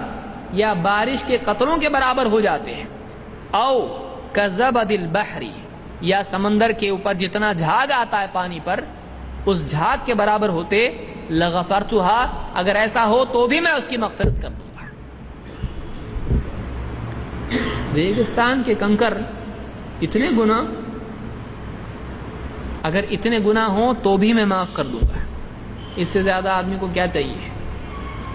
یعنی ایک آدمی کتنے اس کے گناہ ہوتے ہیں. ایک بار گیا حج کیا، صحیح ڈھنگ سے کیا، اپ ٹو ڈیٹ حج، کچھ وائلیٹ نہیں کرنا چاہیے، اس میں کچھ غلط کام نہیں کرے، اور خاص طور سے نگاہوں کی حفاظت سے. کیونکہ حج میں عورتیں آتی ہیں وہاں پر، اور طواف میں اور اس میں اگر آدمی اپنے دل کی حفاظت نہ کرے برباد ہو جائے گا. اللہ کے گھر کے سامنے اتنا بڑا گناہ کر رہا ہے. کیونکہ وہاں پر بہت مشکل ہوتا ہے آدمی ایک دوسرے کے دھکے لگنا اور آدمی کا ایک دوسرے کو دیکھنا. تو ساری دنیا بھر کے لوگ وہاں پر آتے ہیں، گورے بھی آتے ہیں، کالے بھی آتے ہیں. اب یہاں پر اگر یہ اپنی نگاہوں کی، اپنے دل کی اور اپنے آپ کی حفاظت نہ کرے تو طواف کے دوران گناہگار ہو سکتا ہے. طواف کے دوران گناہگار ہو سکتا ہے. بہت حفاظت کرنا چاہیے اپنے آپ کی. تو یہ اتنی بڑی نیکی ہے کہ اگر ان کے گناہ اگر समंदर के झाग के बराबर हूँ, बारिश के कतरों के बराबर हूँ, या फिर रेगिस्तान के रेत के कंकरों के बराबर हो, तब भी मैं इनकी मग़फ़िरत कर दूँगा। इतना बड़ा अज़ीम शान अमल हज का, अल्लाह ताला हर मुसलमान को इसकी तौफ़ीक़ अता फरमाए। ये तबरानी और बज़्ज़ार और इब्न हिब्बान की रिवायत है। इसी तरह से अनस इब्न मालिक रज़ी अल्लाह तआला कहते हैं, वक़फ़ नबी सल्लल्लाहु अलैहि वसल्लम बिअरफ़ात, अल्लाह के रसूल सल्लल्लाहु अलैहि वसल्लम ने अरफ़ात में वक़ूफ़ किया, ठहरे। वक़द कादत शम्सु अन तऊब, और करीब था कि सूरज भी डूब जाए, सूरज डूबने में था, गुरूब होने में था। फ़क़ाल या बिलाल अंसित लियन्नास, आपने कहा ए बिलाल लोगों को खामोश कराओ, उसको कुछ कहना है, लोगों को खामोश कराओ। फ़क़ाम बिलाल फ़क़ाल अंसितू लिरसूलिल्लाहि सल्लल्लाहु अलैहि वसल्लम, अब बिलाल खड़े हुए और बिलाल क्यों, आवाज़ बहुत ऊंची थी इनकी, मुअज़्ज़िन मस्जिद नबवी के, तो उन्होंने निदा लगा के कहा रसूलुल्लाह सल्लल्लाहु अलैहि वसल्लम के लिए खामोश हो जाओ, आप कुछ कहना चाह रहे हैं। फ़अन्सत अन्नास, लोग चुप हो गए, खामोश हो गए। फ़क़ाल मैशर अन्नास, आपने कहा लोगों, अतानी जिब्राईल अलैहिस्सलाम आनिफन, अभी अभी मेरे पास जिब्राईल अलैहिस्सलाम आए थे। फ़अक़रअनी मिन रब्बी अस्सलाम, तो उन्होंने मुझको रब की तरफ से सलाम पहुंचाया। किसने सलाम किया? अल्लाह ताला ने सलाम भेजा, किसके ज़रिए से? जिब्रील के ज़रिए से। फ़अक़रअनी मिन रब्बी अस्सलाम वक़ाल, और कहा इन्नल्लाह अज़्ज़ व जल ग़फ़रा लिअहलि अरफ़ात व अहलिल मशअर, अल्लाह ताला ने अरफ़ात वाले और मशअर वाले जो मुज़दलिफ़ा में होते हैं, इन सब के लिए मग़फ़िरत का ऐलान कर दिया। व दमिन अन्हुम तबिआत, और इनकी तबिआत ऐसे कहते हैं कि जो डेफिनेटली आदमी को हलाक करेगा, कबीरा गुनाह को कहते हैं तबिआत। तो अल्लाह ताला ने तुम्हारे लिए तुम्हारी मग़फ़िरत कर दी और जिम्मेदारी ले ली कि वो तुम्हारे कबीरा गुनाहों को भी माफ़ कर देगा, कबीरा गुनाहों को भी माफ़ कर देगा। फ़क़ाम उमर इब्न ख़त्ताब, हज़रत उमर खड़े हुए, उमर इब्न ख़त्ताब खड़े हुए। फ़क़ाल या रसूल अल्लाह हादा लना ख़ासतन, अल्लाह के रसूल क्या ये हमारे लिए ख़ास है? इन आज जो यहाँ पर जमा हैं, आप ये जो फजीलत सुना रहे हैं, तो क्या आज जो लोग हैं इनके लिए है या ये जनरल है? क्या ये सारे हज करने वालों के लिए है या आज जो हज में यहाँ पर जमा है उनके लिए है? क़ाल हाज़ा लकुम वलिमन अता मिन बअदिकुम इला यौमिल क़ियामह, आपने फरमाया ये तुम्हारे लिए भी है और क़ियामत तक तुम्हारे बाद जो कोई हज करें यहाँ आए उन सब के लिए फजीलत है कि जो हज करेंगे उनके सारे गुनाह पिछले माफ़ और जितने कबीरा गुनाह हैं वो भी माफ़। फ़क़ाल उमर बिन ख़त्ताब, इस पर हज़रत उमर ने कहा कथुरा खैरुल्लाहि व ताब, का अल्लाह की खैर कितनी ज़्यादा है और कितनी उम्दा है। क्या उम्दा बात है, अल्लाह की तरफ से सारे गुनाह माफ़, यहाँ जमा होने की बुनियाद पर सारे गुनाह माफ़। इसी तरह से जो रमी है, कंकरियाँ मारते हैं, जमरात, इसके बारे में क्या है? वह अम्मा रम्युकल जिमार, और तेरा रमी करना, कंकरियाँ मारना, फलका बिकुल्ली हसातिन रमैतहा तकफीरु कबीरतिन मिनल मुबिक़ात, अल्लाह के नबी सल्लल्लाहु अलैहि वसल्लम फरमाते हैं तो जो भी कंकरियाँ मारता है, हर कंकरी के बदले में तेरा कोई ना कोई ऐसा बड़ा गुनाह माफ़ किया जाता है जो तुझको यकीनन हलाक करने वाला था, डेफिनेटली इसकी वजह से जहन्नम में जाने वाला है। अल्लाह ऐसी हर कंकरी के बदले में एक ऐसा गुनाह माफ़ कर देता है, ऐसा हर एक गुनाह माफ़ करता है कि अगर इस वक्त मरता तो ये गुनाह उसका सबब था जहन्नम में जाने का, चला जाता जहन्नम में। इस गुनाह की वजह से अल्लाह ऐसा एक गुनाह क्या कर देता है, उसका माफ़ कर देता है हर कंकरी के बदले में। इसको इमाम तबरानी, बज़्ज़ार और इब्न हिब्बान ने रिवायत किया है। इब्न अब्बास रज़ी अल्लाह तआला कहते हैं, और ये उन्होंने नबी सल्लल्लाहु अलैहि वसल्लम से नकल किया है, कहते हैं लम्मा अता इब्राहीम खलीलुल्लाह अलैहिस्सलाम अल मनासिक, इब्राहीम अलैहिस्सलाम जब मनासिक करने लगे, हज के लिए आए, जो अल्लाह के खलील थे, عرض له الشیطان عند جمرۃ العقبہ، جمرۃ العقبہ کے پاس شیطان ان کو دکھائی دیا. فرماہ بسبع حصیات حتی ساق فی الارض، انہوں نے اس کو 7 کنکریاں ماری یہاں تک کہ وہ کیا ہو گیا؟ زمین میں دھس گیا. ثم عرض له عند الجمرۃ الثانیہ، پھر واپس آگے بڑھے تو دوسرے جمرہ کے نزدیک وہ واپس دکھائی دیا. پھر انہوں نے فرماہ بسبع حصیات حتی ساق فی الارض، پھر کنکریاں اس کو ماری انہوں نے 7، پھر زمین میں دھس گیا ہوا. ثم عرض له فی الجمرۃ الثالثہ، پھر آگے بڑھے تو تیسری مرتبہ بھی پھر جمرۃ الثالثہ کے نزدیک وہ واپس نمودار ہوا، دکھائی دیا. فرماہ بسبع حصیات حتی ساق فی الارض، پھر انہوں نے 7 کنکریاں اس کو ماری یہاں تک کہ وہ زمین میں دھس گیا. قال ابن عباس الشیطان ترجمون وملت ابیکم تتبعون، ابن عباس کہتے ہیں دیکھو تم شیطان کو مارتے ہو، شیطان کو کنکریاں مارتے ہو، ابراہیم علیہ السلام کے دین پر تم عمل کرتے ہو، ابراہیم علیہ السلام کی سنت پر تم عمل کرتے ہو. یہ جو تم کنکریاں مار رہے ہو، ابراہیم علیہ السلام نے شیطان کو ماری تھی، تم اسی کی اتباع کرتے ہو، تم شیطان کو کنکریاں مار رہے ہو. یعنی تمہارا کنکریاں مارنا جمرات کو وہاں پر یہ کیا ہے؟ شیطان کو کنکری مارنے کے برابر ہے. کس کا طریقہ ہے یہ؟ ابراہیم علیہ السلام کا ہے. یہ ابن خزیمہ، حاکم اور بہقی کی روایت ہے، اور یہ صحیح روایت ہے. الترغیب میں شیخ الالبانی نے اس کو ذکر کیا ہے. اسی طرح سے حج میں اخیر میں حاجی سر مونڈتا ہے یا بال کترواتا ہے. آپ صلی اللہ علیہ وسلم فرماتے ہیں وَأَمَّا حِلَاقُكَ رَأْسَكَ، تیرا سر مونڈنا، فَلَكَ بِكُلِّ شَعْرَةٍ حَلَقْتَهَا حَسَنَةً، تیرے جتنے بال گرتے ہیں ہر بال کے بدلے میں تجھ کو 1 نیکی ملتی ہے. گننے کا ٹائم ہے نہیں ہے، ہر بال کے بدلے میں اللہ کے یہاں گنتی اپنے آپ ہو جاتی ہے. ہر بال سر مونڈتا ہے، ہر بال کے بدلے میں 1 نیکی تجھ کو ملتی ہے. وَيُمْحَ عَنْكَ بِهَا خَطِيئَةٌ، اور اس کے بدلے میں ہر جتنے بال اس کے جھڑتے ہیں موڑنے کے بعد، ہر بال کے بدلے میں 1 نیکی اور 1 گناہ معاف. 1 نیکی ملتی ہے اور 1 گناہ، یعنی ڈبل ہو گیا. یہ آدمی کی نیکیاں ہوں گی کس کے ساتھ تلیں گی؟ گناہوں کے ساتھ. یہاں اکاؤنٹ بڑھ رہا ہے اور یہاں اکاؤنٹ کیا ہو رہا ہے؟ کم ہو رہا ہے. ڈیبٹ کریڈٹ آدمی کو معلوم ہے نا، یہاں سے آ رہا ہے نیکی آ رہی ہے، یہاں سے گناہ صاف ہو رہا ہے، انہیں ڈبل فائدہ ہوتا ہے اس میں. یہ طبرانی اور بزار کی روایت ہے، اور اسی طرح سے ابن حبان نے بھی اس کو روایت کیا ہے. اسی طرح سے آپ فرماتے ہیں وَأَمَّا حَلْقُكَ رَأْسَكَ، تیرا سر مونڈنا، اس کی کیا فضیلت ہے؟ فَإِنَّهُ لَيْسَ مِنْ شَعْرِكَ مِنْ شَعْرَةٍ تَقَعُ فِي الْأَرْضِ إِلَّا كَانَتْ لَكَ نُورًا يَوْمَ الْقِيَامَةِ، تو جو سر مونڈتا ہے، جو بھی بال زمین پر گرتا ہے، قیامت کے دن اس کے بدلے تیرے لیے نور دیا جائے گا. اس کے بدلے کیا ہوگا؟ تجھ کو نور نصیب ہوگا.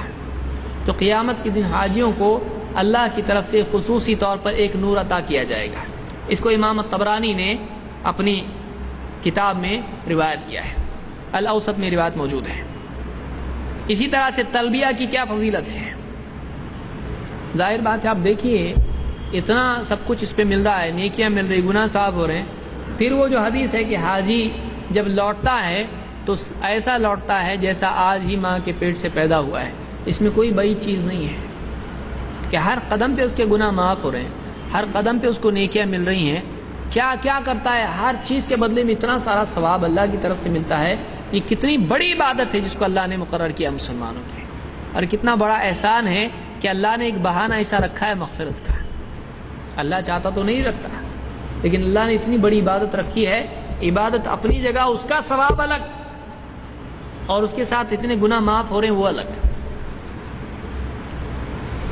ابو ہریرہ رضی اللہ عنہ کہتے ہیں اللہ کے رسول صلی اللہ علیہ وسلم نے فرمایا ما احل محل قط ولا کبر مکبر قط الا بشر، کہ جو بھی آدمی لبیک کہتا ہے، جو بھی آدمی تکبیر کہتا ہے، عید کے دن تکبیرات کہی جاتی ہیں، اللہ اکبر لا الہ الا اللہ واللہ اکبر اللہ اکبر وللہ الحمد، یہ جو آدمی تکبیرات کہتا ہے، یہ حج کے لبیک اللہم لبیک کہتا ہے، تو یہ جو تلبیہ کہتا ہے یا تکبیرات کہتا ہے، جب بھی کہتا ہے تو اس کو ایک خوشخبری دی جاتی ہے۔ صحابی کہتے ہیں قیل یا رسول اللہ بالجنہ، یعنی خوشخبری اس کو کیا چیز کی ملتی ہے؟ جنت کی خوشخبری ملتی ہے؟ قال نعم، ہاں، جب یہ تلبیہ کہتا ہے، جب یہ تکبیر کہتا ہے تو اس کے بدلے میں اس کو ایک خوشخبری ملتی ہے جنت کی، ایک گارنٹی ملتی ہے جنت کی، جنت کی خوشخبری اس کو دی جاتی ہے۔ اس کو امام طبرانی نے الاوسط میں روایت کیا ہے۔ اسی طرح سے ابو بکر صدیق رضی اللہ عنہ فرماتے ہیں ان رسول اللہ صلی اللہ علیہ وسلم سئل ای الاعمال افضل، اللہ کے رسول صلی اللہ علیہ وسلم سے پوچھا گیا سارے اعمال میں سب سے افضل عمل کیا ہے؟ قال العج والثج، العج والثج۔ العج کیا ہے؟ تلبیہ میں اونچی آواز سے لبیک کہنا، لبیک اونچی آواز سے کہی جاتی ہے، تو اونچی آواز سے لبیک کہنا سارے اعمال میں افضل ہے۔ اور اسی طرح سے الثج، قربانی کے دن جانور کو ذبح کرنا اور اس کا خون بہانا۔ تو سارے اعمال میں سب سے افضل عمل کیا ہے؟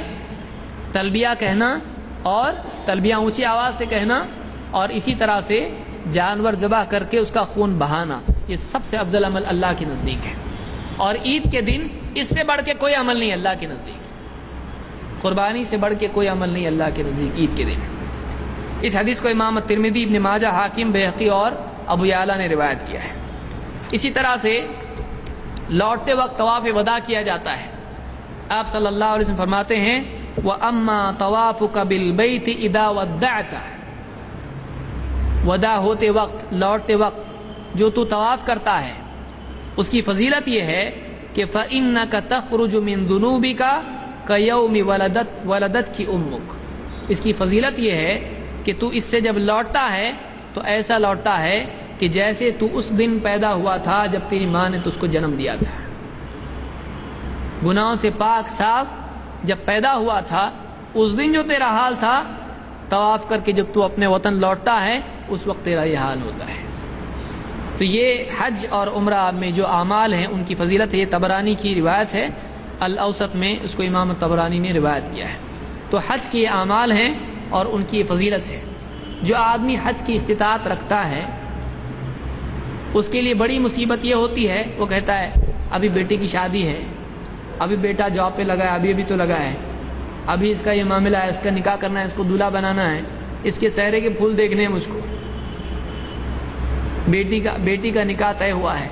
آدمی اس کو ٹالتا رہتا ہے، حالانکہ مالدار ہوتا ہے، لیکن شیطان کیا کرتا ہے، ابھی نہیں، تھوڑا آگے، ابھی نہیں، تھوڑا بزنس تو سیٹ ہونے دو، دکان ابھی چل رہی تھوڑی اچھی تو چلنے دو، آگے دیکھیں گے، آگے دیکھیں گے، ٹالتے ٹالتے ٹالتے اچانک آدمی کا کبھی ایکسیڈنٹ ہو جاتا ہے، کبھی کوئی بیماری لگ جاتی ہے، کبھی کچھ ہوتا ہے، کبھی مر جاتا ہے، اور حج اس پر باقی تھا، اسی حال میں مر جاتا ہے۔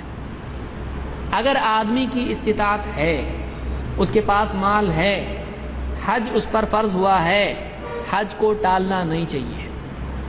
آدمی جتنا جلدی ہو سکتا ہے حج کر لے، آزاد ہو گیا یہ، ورنہ آدمی اسی حال میں مر جائے بہت افسوس کی چیز ہے۔ اللہ تعالیٰ ہم کو سمجھ عطا فرمائے، اور جو لوگ حج کے لیے جا رہے ہیں ان کو صحیح طریقے سے حج کرنے کی توفیق عطا فرمائے۔ بہت سارے لوگ ہیں حج کرتے ہیں، لیکن بہت سارے لوگوں کا پہلا حج ہوتا ہے، بہت ارمان سے حج کرتے ہیں، لیکن کچھ علم ہوتا نہیں ہے، پریشان ہو جاتے ہیں اور کئی جگہ غلطیاں کر کے آتے ہیں۔ بہت سارے حج والے سکھاتے ہیں تو اصل سکھانے کی چیزیں کم سکھاتے ہیں، اور درجنوں دعائیں ان کو سورہ فاتحہ ڈھنگ سے یاد نہیں ہے، اب اتنی دعا کون یاد کرے گا؟ ڈرتے ڈرتے یہاں یہ دعا، وہاں دعا، وہ دعا، یہاں کی یہ نیت، وہاں کھڑے ہو کے نیت کرنا ہے، غلط چیزیں سکھاتے۔ اس لیے آدمی کو چاہیے کہ جو حج کو جا رہا ہے اولاً وہ جلدی کرے، دو حلال مال سے حج کرے، دیکھیں میرا مال کیسا ہے، حلال ہے کہ حرام ہے، حرام سے نہیں کرے، قبول ہی نہیں ہوگا، گناہ گار زیادہ ہوگا۔ اور مزید یہ کہ حج کو جاتے وقت میں حج سے پہلے حج کے سارے معاملات کو سیکھ لیں، علماء سے پوچھے، معلوم کرے، کتابیں ہیں اور بہت کچھ مواد موجود ہے، آدمی اس کا علم حاصل کرے اور صحیح ڈھنگ سے حج کرے۔ حج میں جائے اپنی نگاہ اور اپنی زبان کی حفاظت کرے، یہاں وہاں کے لوگوں سے تو میں نے کرے، یہ میری جگہ، یہ میری جگہ، لڑتے لوگ حج کے لیے، جگہ کے لیے جگہ پکڑتے ہیں، اس کو دھکا دے رہا ہو، اس کو دھکا دے رہا ہے، تو لڑ کے آدھا حیران ہوتا ہو، پھر گھوم پھر کے یہاں وہاں گھومنا پھرنا، یہ خریداری وہ خریداری، کھجور کے پوتے خرید رہا وہاں پہ، زمزم کے ڈبے خرید رہا وہاں پہ، اب اس کو لے جانے کا ایک الگ مسئلہ، پھر جھوٹ بول کے کیسا تو بھی کسٹم میں نکل رہا. تو کیوں گناہ کرتا ہے آدمی؟ کھجور لانا گناہ نہیں ہے. کچھ لوگ جاتے ہیں وہاں پہ، وہاں کی مٹی اٹھا کے لا کے، مدینہ کی مٹی، جنت البقیع سے بقیع الغرقد کی مٹی، وہاں کی مٹی لے کے آتے ہیں. کیا ہونے والا ہے اس کا کوئی گھر بننے والا ہے، برکت آنے والی کیا ہے؟ وہاں کی مٹی لاتے ہیں سنبھال کے. کوئی آدمی وہاں کا کچھ اٹھا کے پتھر لاتا ہے، مدینہ کا پتھر ہے وہ، کیا ہونے والا ہے؟ اس کی قسمت میں پتھر ہی آنے والے ہیں. تو مدینہ کا پتھر ہے، مکہ کا پتھر ہے، کیا ہے اس میں؟ آپ صلی اللہ علیہ وسلم جب مکہ سے مدینہ گئے، پتھر لے گئے وہاں سے، مٹی لے گئے وہاں سے تھیلی میں بھر کے. یہ ساری خرافات ہیں. بعض لوگ تو چوری کرتے ہیں کعبہ میں جا کے، کیسا؟ دعا کرتے کرتے کرتے کرتے جیب میں سے قینچی نکال کے کعبہ کا پردہ اس میں سے کاٹ لیا، دھاگا جمع کرتے وہاں سے، دھاگے توڑتے ہیں وہاں کے کعبہ کے، یہاں لا کے اس کو سیل ہوتا اس کا دھاگوں کا، کعبہ کا دھاگا اس کا سیل ہو رہا ہے. چور ہے. ارے کون سا چور ہے؟ اللہ کے گھر میں کا چوری ہے. کتنا ڈینجر چور ہے. یعنی شرم آنا چاہیے آدمی کو. وہاں جا کے چوری کر رہا ہے، یعنی اللہ تعالیٰ کے گھر میں جا کے اللہ کے گھر کی چوری کر رہے ہیں. اس سے ڈینجر کیا چوری ہوگی؟ تو یہ ساری خرافات ہیں، آدمی کو یہ نہیں کرنا چاہیے. نگاہوں کی حفاظت کرے، اپنی زبان کی حفاظت کرے، اپنے اوقات کی تنظیم کرے، وقت اپنا ضائع نہیں کرے وہاں پر، اور حج کو سیکھے، وہاں پر اللہ کو خوب یاد کرے، صحیح طریقے سے حج کرے. اس کا حج اس کی نجات کا ذریعہ بنے، اور دوسروں کے لیے وہ سفارش کا ذریعہ بنے کہ قیامت کے دن بہت ممکن ہے حاجی بھی اللہ کے یہاں پہ اس کا حج اگر قبول ہو تو کسی کی سفارش کرے. تو یہ کچھ اعمال تھے جن کی فضیلت تھی. اللہ تعالی ہم سب کو صحیح فہم عطا فرمائیں، اور خصوصاً حج کو جانے والوں کو صحیح طور سے حج کرنے کی اور عمرہ کرنے کی توفیق عطا فرمائیں.